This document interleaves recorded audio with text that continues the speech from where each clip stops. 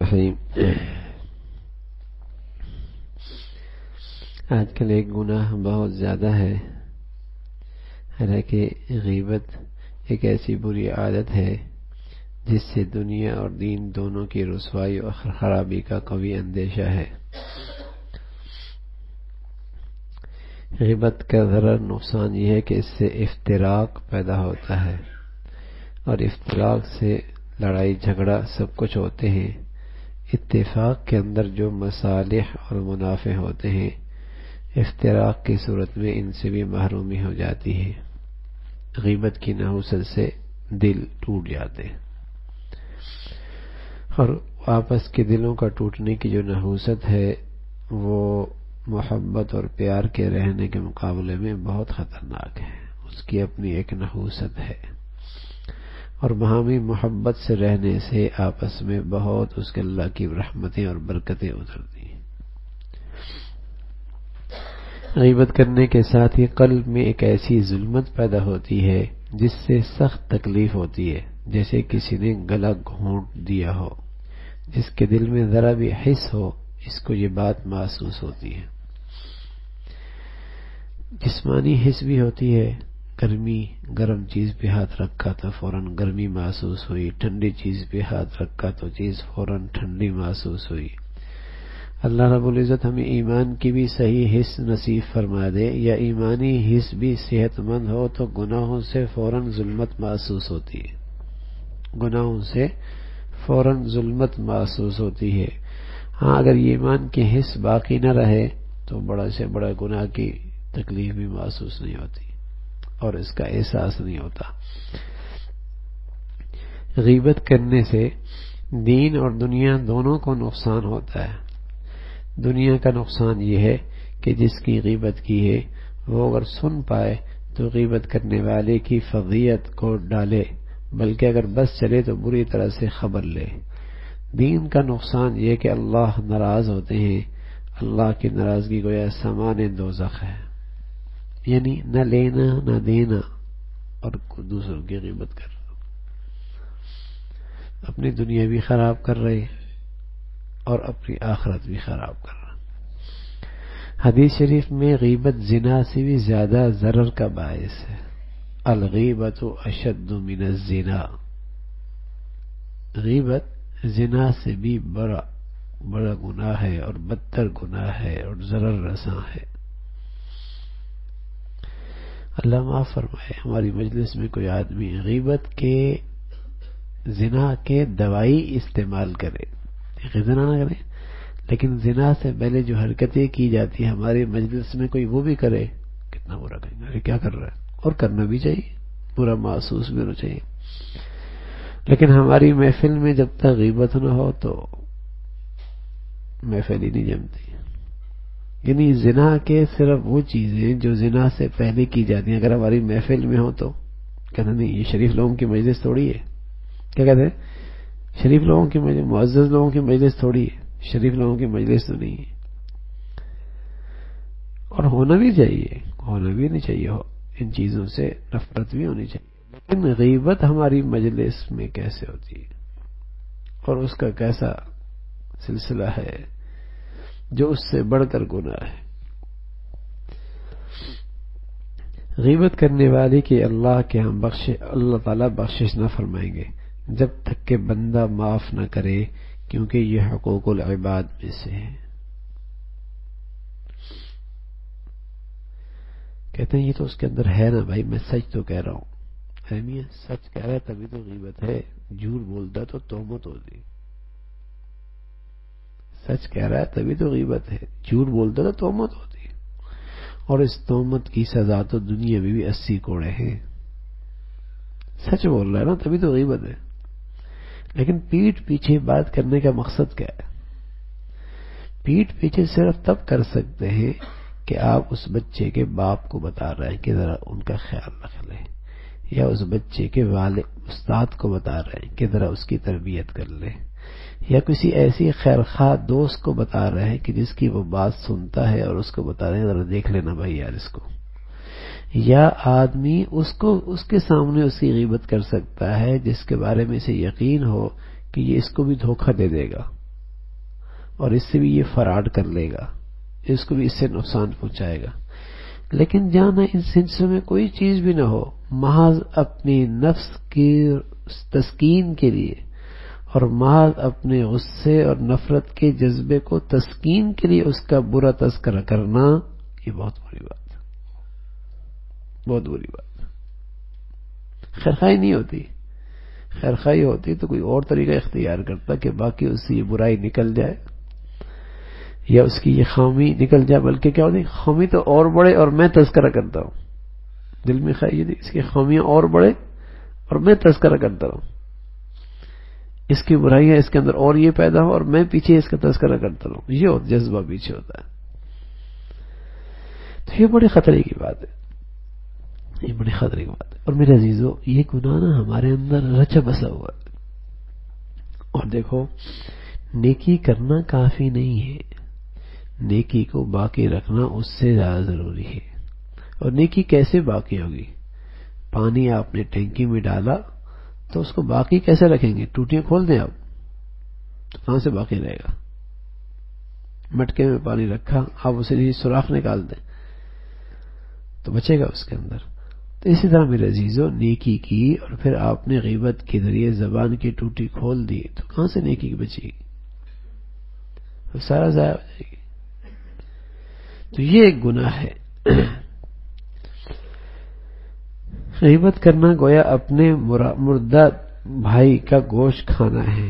بھلا کون ایسا ہوگا جو اپنے مردار بھائی کا گوشت کھائے گا؟ جیسا کہ اس کو برا اور ناگوار خیال کیا جاتا ہے، اسی طرح غیبت کے ساتھ بھی معاملہ کرنا چاہیے.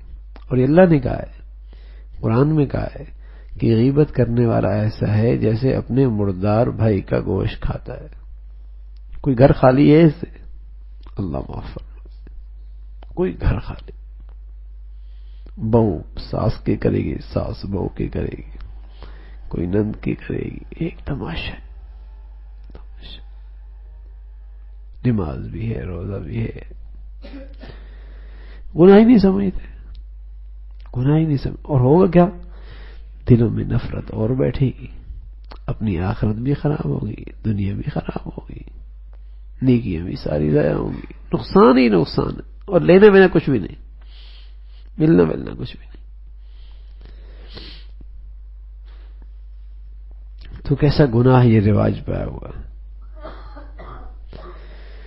غیبت کرنے والا بزدل ڈرپوک ہوتا ہے، جبھی تو پیٹھ کے پیچھے برائی کرتا ہے. غیبت کرنے سے چہرے کا نور پھیکا پڑ جاتا ہے. غیبت کرنے سے چہرے کا نور پھیکا پڑ جاتا ہے. ایسے شخص کو ہر شخص ذلت کی نگاہ سے دیکھتا ہے. گناہ کتنا ہی پردوں میں کیوں نہ کی جائے، اس کا ظاہر بے اثر ہو کے رہتا ہے، کسی بھی شکل میں اس کا ری ایکشن ہو کے رہتا ہے. غیبت کا بڑا ضرر یہ ہے کہ قیامت کے دن غیبت کرنے والے کی نیکیاں جس کی غیبت کی ہے اس کو دے دی جائے گی. عجیب بات ہے. ایک تو اس سے جلن ہے، ایک تو اس سے حسد ہے، ایک تو جب دنیا میں اس کی برائیوں کا چرچا ہو، اور اپنی ساری کمائی بھی کل قیامت میں اسی کو دے دے گا نیکیوں کی. اس سے بڑی حماقت کیا ہوگی؟ ہاں، اس کی دل میں نفرت بھی ہے، حسد بھی ہے، اس کا بڑا ہونا بھی گوارا نہیں ہے، اس کی ذلت بھی چاہتا ہے، اور اس کی غیبت کر کے کل قیامت میں ساری کمائی بھی اس کو دے دے گا. اچھی بات، ساری کمائی اس کو دے دے گا. فرمایا غیبت کا بڑا ضرر یہ ہے قیامت کے دن غیبت کرنے والے کی نیکیاں جس کی غیبت کی ہے اس کو دے دی جائیں گی. اگر اس سے کمی پوری نہ ہوئی تو جس کی غیبت کی ہے اس کی بدیاں اس کے گردن پہ لاد دی جائیں گی. لیکن نیکیاں تھوڑیاں ہیں، غیبت کے گناہ زیادہ ہیں، تو جس کی غیبت کی ہے اس کی بدیاں اس پہ ڈال دی جائیں گی اور اس کے گناہوں کو لے کر یہ جہنم میں جائے گا. ایسے شخص کو حدیث شریف میں دین کا مفلس فرمایا ہے، لہذا دنیا میں اس کی معافی کرا لینی چاہیے. غیبت کا عملی علاج بھی کرنا چاہیے، اور وہ یہ ہے کہ جب کوئی غیبت کرے اور منع کرنے پر قدرت ہو تو منع کر دے، ورنہ وہاں سے خود اٹھ جانا ضروری ہے. اس کی دل شکنی کا خیال نہ کرے، کیونکہ دوسرے کے دل شکنی سے اپنی دین شکنی نہ کرے۔ غیبت کر رہا ہے، اس کو روک دو، نہیں روک سکتے اٹھ جاؤ، یار اٹھ جاؤں، اس کی دل شکنی ہوگی۔ میاں دل شکنی کوئی بات نہیں، تمہارا دین شکنی تو نہ ہو، دین شکنی تو نہ ہو۔ فرمایا کیونکہ دوسرے کے دل شکنی سے اپنی دین شکنی، دین کا نقصان پہنچانا زیادہ قابل احتراز ہے۔ یوں اگر نہ اٹھ سکے تو کسی بہانے سے اٹھ جائیں، یا قصداً کوئی اور تذکرہ شروع کر دیا جائے تاکہ یہ غیبت کا تذکرہ ختم ہو جائے۔ کوئی بھی طریقہ ہو تاکہ اس گناہ سے بچا جا سکے۔ دوسرا تذکرہ شروع کر دو، کسی اور کو اور بات میں لگ جاؤ، کسی بہانے سے وہاں سے اٹھ جاؤ، لیکن اٹھ جاؤ۔ غیبت کا عجیب و غریب ایک عملی علاج یہ ہے کہ جس کی غیبت کرے اس کو اپنی اس حرکت کی اطلاع کر دیا کرے۔ ایک دو مرتبہ کرے گا، نفس ٹھیک ہو جائے گا، طبیعت ٹھیک ہو جائے گی، ٹھیک ہے، کہ جس کی غیبت کی اس کو بتا دیں آج آپ کی غیبت کی ہے۔ بہو اگر ساس کو 3-4 مرتبہ بتا دے اور طے کر لے کہ میں نے بتا نہیں بتانا۔ ہمیں عزیزو، دنیا کا یہ ضرر بہت تھوڑا ہے، آخرت کا نقصان بہت بڑا ہے۔ غیبت کا عجیب و غریب ایک عملی علاج یہ ہے کہ جس کی غیبت کرے اس کو اپنی اس حرکت کی اطلاع کر دیا کرے۔ تھوڑے دن اس پر مداومت سے انشاءاللہ یہ مرض دور ہو جائے گا۔ اگر تھوڑی دیر اس کا اہتمام کر دے تو اس کی برکت سے اس مصیبت سے، اس گناہ سے جان چھوٹ جائے گی۔ غیبت کے معنی یہ ہیں کسی مسلمان کے پیٹھ پیچھے اس کے متعلق کوئی ایسی بات کا ذکر کرنا، اگر وہ سنے تو اس کو ناگوار گزرے۔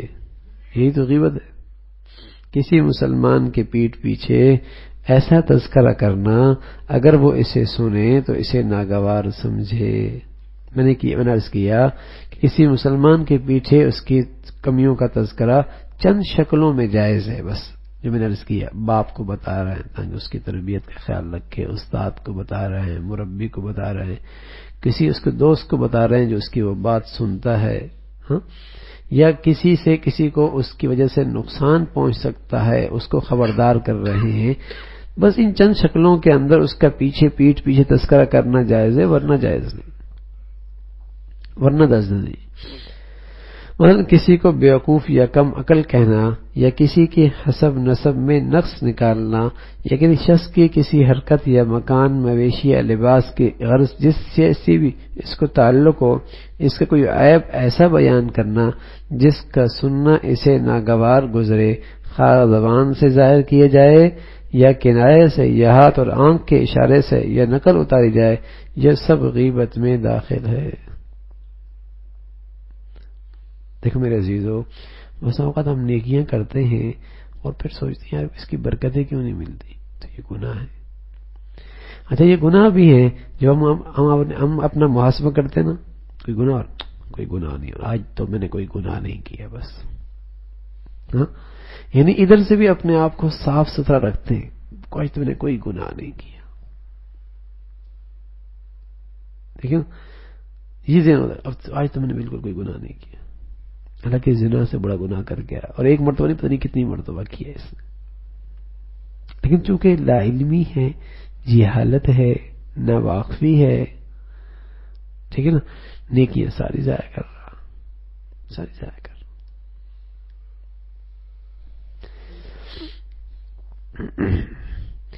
نفع کامل کے ان باتوں کے ساتھ ساتھ ضروری ہے کسی کو اپنی زندگی کی اصل شکل بتاتا رہے، تاکہ پتہ چلے کہ میاں نقص کہاں ہے، بیماری کہاں ہے، تاکہ اگر ان تدابیر کا اثر ظاہر نہ ہو تو ان سے رجوع کیا جا سکے۔ کسی کو بتاتا رہے کہ میں تدبیر تو کر رہا ہوں، فائدہ نہیں ہو رہا، یا یہ مسئلہ ہے میرے لیے، یہ رکاوٹ ہے۔ ایک مرتبہ ایک حضرت نے پوچھا حضرت تھانوی رحمۃ اللہ علیہ، حضرت یہ مسئلہ ہے، کہا بھائی آپ کے اگر آپ کہیں گے نا بدعت ہے تو یہ عنوان سخت ہے اس ماحول میں. بس آپ کوئی اور تکلیف سے اس عمل سے رک جائیں، بس یہ کہہ دیں کہ بھئی یہ چیز سنت میں نہیں ہے. اور ایک صورت یہ بدعت ہے، اور ایک سنت طریقہ یہ کہ بھئی یہ طریقہ سنت میں نہیں ہے. تو ایسے عنوان سے پیش کر دو کہ عمل بھی ہو جائے، فتنہ بھی نہ کھڑا ہو. تو اس طرح گھر میں بھی بعض چیزیں ایسی ہوتی ہیں، زندگی میں ایسی چیز ہوتی ہیں، اگر اچھے عنوان سے اچھی تدبیر سے اسے کر لیا جائے تو آدمی برائی سے بھی بچ جاتا ہے، وہاں اس پر کوئی ری ایکشن بھی نہیں ہوتا. لیکن اگر اسی کا عنوان آپ نے سخت بدعت ہے، بدعت میں نہیں کرنا، ایک طریقہ یہ، اور ایک یہ کہ بھائی یہ سنت کے خلاف ہے، اللہ کے نبی نے یہ نہیں کیا، یہ انداز بھی ہے. ہاں تو عنوان ایسا اختیار کیا جا سکتا ہے موقع کی مناسبت سے، حالات کی مناسبت سے، کہ اس برائی سے بچنا مقصود ہے نا. پتھر مارنا تو مقصود نہیں ہے، ڈنڈا مارنا تو مقصد نہیں ہے، اس برائی سے بچنا مقصود ہے، اور اس برائی سے بچانا مقصود ہے. وہ جتنا ہی اچھے عنوان سے، کتنی اچھے انداز سے اختیار کیا جا سکتا ہے، ضرور کیا جائے. تو اسی طرح یہ غیبت جو ہے یہ بھی ایک مرض ہے جو ہمارے معاشرے میں. تو اچھے انداز سے اس غیبت کی مجلس سے اٹھا جا سکتا ہے اور اس کو روکا جا سکتا ہے. اماں کر رہی ہے، بیوی کر رہی ہے، کوئی بھی کر رہا ہے، اس کو اچھے عنوان سے اسے روکا جا سکتا ہے اور بات کو دوسری طرف پھیرا جا سکتا. مفت کا گناہ کر رہے ہیں میاں، مفت کا گناہ کر، نیکیاں بھی ضائع ہو رہی ہیں، آخرت بھی خراب ہو رہی ہے. اور اس سے دلوں میں جو افتراق پیدا ہوگا، اگر خدا نخواستہ یہ گھر میں ہے تو اس کی نحوست پورے گھر پہ نظر آئی ہوئی نعمتیں بھی اس افتراق کے نحوست سے چلی جاتی. بعض صورتوں میں غیبت جائز ہے، مثلا کسی شخص کی حالت چھپانے سے دین کا یا دوسرے مسلمانوں کا ضرر ہونے کا گمان غالب ہو، تو وہاں غیبت میں عرض کیا نا کہ پتہ یہ فراڈیہ ہے اور میری دکان سے تو فراڈ کر کے گیا، تمہاری دکان پر بھی آ رہا ہے، اس کو بتا دیا میرا خیال کرنا یار اس سے. یا ملازم ہے میرے یہاں چوری کر گیا، میں نے بتا دیا تمہارے پاس یہ ملازمت کے لیے ذرا خیال کر لینا، یہ کیا اس نے. تو نقصان سے بچانے کے لیے دنیا کا یا دین کا، اور پھر خبر کر دینا یہ جائز ہے، یہ منع نہیں ہے، یہ خیر خواہی اور نصیحت میں داخل ہے. البتہ یہ ضروری ہے کہ جس کی غیبت کرنا چاہے پہلے اس کی حالات لکھ کر عالم بعمل سے پوچھ لے، اس کے فتوے کے بعد اس پر عمل کرے. اگر دینی ضرورت نہیں ہے، محض نفسانیت ہی نفسانیت ہے، تو ایسی صورت میں واقعی بیان کرنا غیبت حرام میں داخل ہے. بلا تحقیق کسی عیب کا بیان کرنا تو بہتان ہے. پتہ ہی نہیں ہے کہ یہ اس کے اندر عیب ہے، نہیں سنی سنائی ہے، اس نے یوں کہا تھا، اخبار میں نے یوں پڑھا تھا اور لوگ یوں کہہ رہے تھے، ہاں، اور یوں سنی سنائی ان باتوں کا تذکرہ آگے، یہ غلط ہو جائے گا. اگر کسی مربی اور شیخ کے مجلس میں بھی غیبت ہونے لگے تو فوراً اٹھ جانا چاہیے. جیسے بارش عمدہ چیز ہے، اس میں نہانا مفید ہے، مگر اولے پڑنے لگے تو بھاگنا ہی چاہیے. ہاں کیسی مجلس ہو، اگر غیبت ہو رہی ہے، جو فرمایا جیسے بارش عمدہ چیز ہے، اس میں نہانا مفید ہے، مگر اولے پڑنے لگے تو بھاگنا ہی چاہیے. محفل مجلس تو بہت مبارک تھی، لیکن جب یہاں اولے پڑ رہے ہیں تو پھر بھاگنا ہی چاہیے. تو غیبت نہیں، غیبت کی مجلس میں نہیں، غیبت کی جگہ پر نہیں. اسی طرح فرمایا کہ غصے کے وقت اور حلال کسب مال میں حدود پہ رہنا چاہیے. غصے کی حالت میں اور مال کمانے میں حدود پہ رہنا چاہیے. غصے کے وقت حدود سے بڑھ جانا، عقل ٹھکانے نہ رہنا، انجام سوچنے کا ہوش باقی نہ رہنے کا علاج یہ ہے کہ سب سے پہلے جس پر غصہ آیا ہے اس کو فوراً اپنے سامنے سے ہٹا دے. اگر وہ نہ ہٹے تو خود اس جگہ سے ہٹ جائے، خود اس جگہ سے ہٹ جائے. غیبت اور غصہ ساتھ ساتھ چلتا ہے، تو غصے کی حالت میں اپنے آپ کو وہاں سے ہٹا لے. پھر سوچے جس قدر یہ شخص میرا قصوروار ہے، اس سے زیادہ میں خدا تعالی کا قصوروار ہوں. سبحان اللہ، سبحان اللہ. جتنا یہ شخص قصوروار ہے میں تو اس سے زیادہ اللہ کا قصوروار ہوں،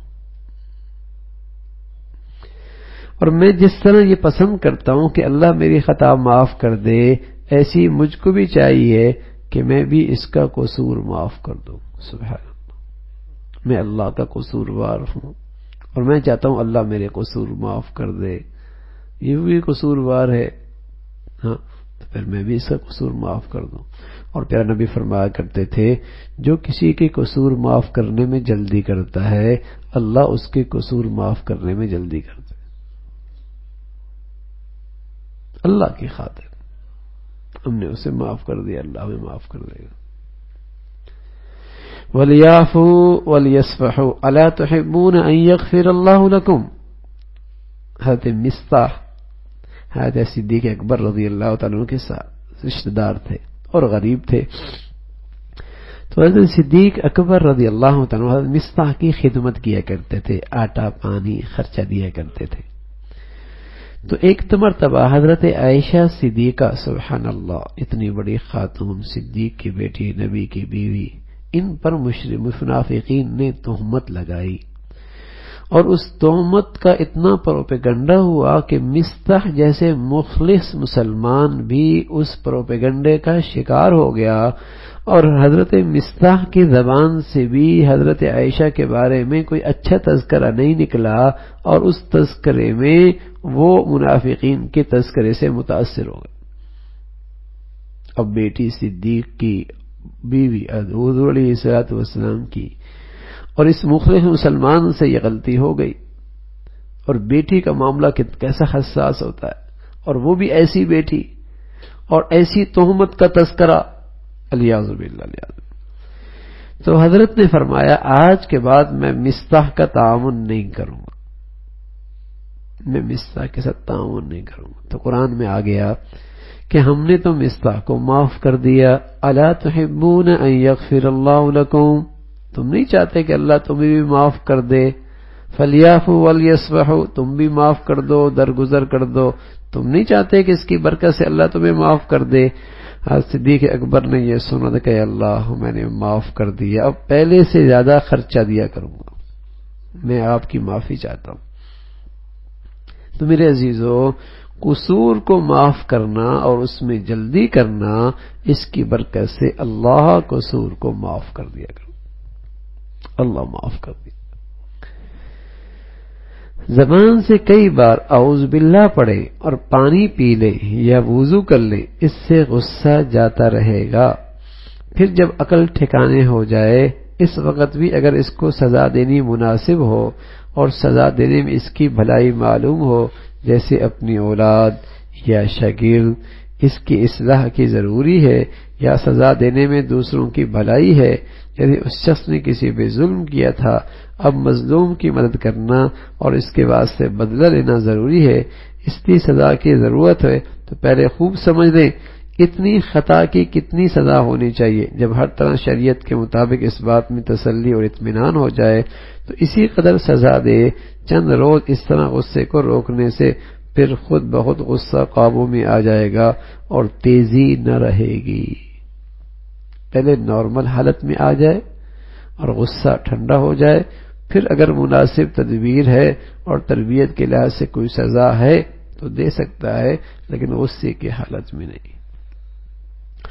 ایک حدیث میں ہے غصے کے وقت خاموش ہو جائے، اور دوسری روایت میں ہے کھڑا ہو جائے تو بیٹھ جائے، بیٹھا ہو تو لیٹ جائے، تیسری روایت ہے کئی بار اعوذ باللہ کہے۔ تو میرے عزیزو، یہ دونوں غلطیاں ہماری زندگیوں میں بہت ہیں، غیبت بھی بہت ہے، غصہ بھی بہت ہے، غیبت بھی بہت ہے، غصہ بھی بہت ہے۔ دونوں کی تدبیریں بھی عرض کر دی، علاج بھی عرض کر دیا۔ ہمت کرے میرے عزیزو، ایک یہ ہے ان دونوں چیزوں کو مقصود بنا کے اللہ سے کہیں اللہ ان بیماریوں سے ہمیں صحت دے دے۔ یہ تو ان چیزوں کو مقصود بنا کے اللہ سے مانگیں، اے اللہ ان موذی امراض سے ہمیں صحت دے دے، اور پھر جو تدبیر عرض کی گئی اپنی ہمت کے مطابق اس میں عمل کریں۔ اللہ کی ذات سے امید ہے ان موذی امراض سے محفوظ ہو جائیں گے۔ اللہ عمل کی توفیق نصیب فرما. اللهم لك الحمد كله ولك الشكر كله. اللهم لك الحمد كله ولك الشكر كله. اللهم أعنا على ذكرك وشكرك وحسن عبادتك. اللهم أعنا على ذكرك وشكرك وحسن عبادتك. اللهم إنا نسألك الهدى والتقى والعفاف والغنى. اللهم إنا نسألك الهدى والتقى والعفاف والغنى. اللهم إنا نسألك علما نافعا ورزقا طيبا وعملا متقبلا. اللهم إنا نسألك العفو والعافية في الدنيا والآخرة. اللهم إنا نسألك العفو والعافية في الدنيا والآخرة. نستغفر الله نستغفر الله نستغفر الله. وصلى الله على سيدنا محمد وعلى آله وأصحابه أجمعين برحمتك.